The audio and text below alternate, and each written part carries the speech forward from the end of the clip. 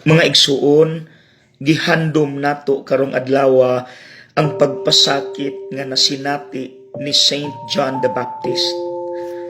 Naputlan siyag ulo sa sugo ni Hari Herodes. Sa among klase sa moral philosophy sa seminaryo, na gitawag nga passion.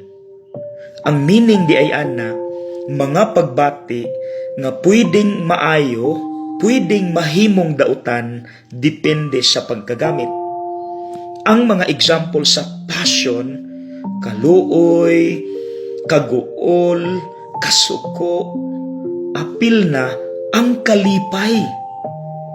Ang ato rabang naandan sa kalipay or joy, positive.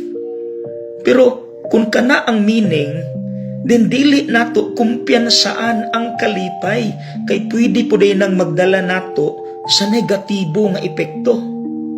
Gusto mong ebidensya? Ang ebanghelyo karon. Nisayaw ang anak ni Herodias, ang nahimong asawa sa hari. Nalipay ang hari sa iyang birthday ug nisaad atubangan sa daghang bisita. Inday, unsay imong gusto, bisan unsa akong ihatag, bisan katunga sa akong gingharian. Ang anak mikonsulta sa mama. Ang mama galagot kang San Juan. Karon unsay request? Ingna ang hari, putlag ulo si Juan ibutang sa plato. Walay nahimo ang hari, kay ni-decide siya wala maguna-huna nadalas kalipay. Ayaw kumpiyansa ang kalipay. Kabantay pod mo, kanang magtipok-tipok ta.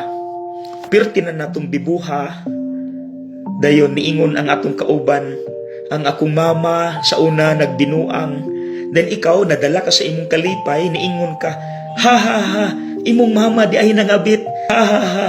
Wala ka kabalo, ang imong naingna nasakitan na pero ikaw kakatawa gihapon ka. Mga igsuon, tarong nga gamit ang pagbati.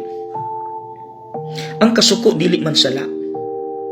Ayha na mahimong sala kung nanumbag ka, human ka na suko.